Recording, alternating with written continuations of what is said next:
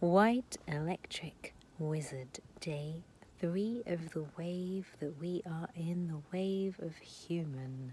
And we are in the wizard wave for 13 years as of 2019. And so this wizard is a major theme that we are working on and dealing with.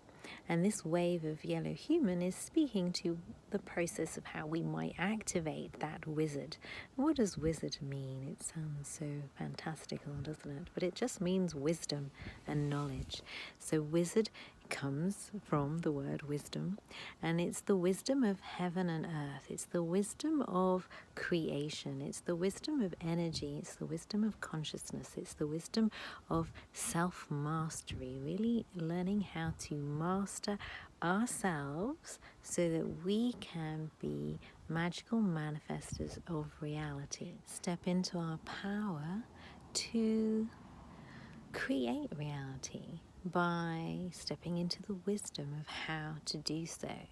And this means that we will be confronting the dark wizard, which has managed to have that information, that wisdom, and create reality that isn't aligned with our higher values, and created a reality where we have lost contact with those higher values, as we've seen society break down, our connection with spirit break down, our connection with the earth break down. This calendar that is running the world is an artificial calendar based on a political artifice, a construct, and that is one level of why it was created. But another level of why it's created is very specific knowledge that if you own the time and the timeline, then you own reality and everyone that is brought into that time construct.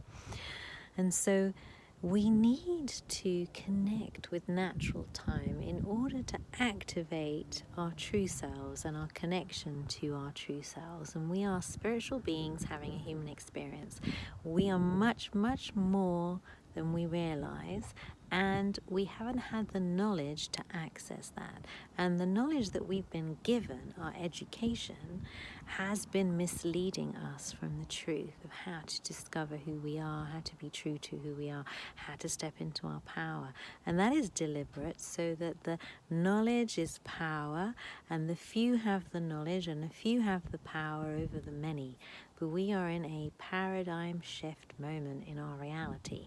It began, and the process has been going on a long time, but there's been an began in 2020 to accelerate, and a dropping of the veils and this sort of push, because we're in a generational wave of wizard, which is calling humanity to step into its wisdom and reclaim its power, to realize how it has facilitated the creation of this reality that we are not very happy about, because we clearly can see it's not a creation that is coming from love. It's a creation of power over.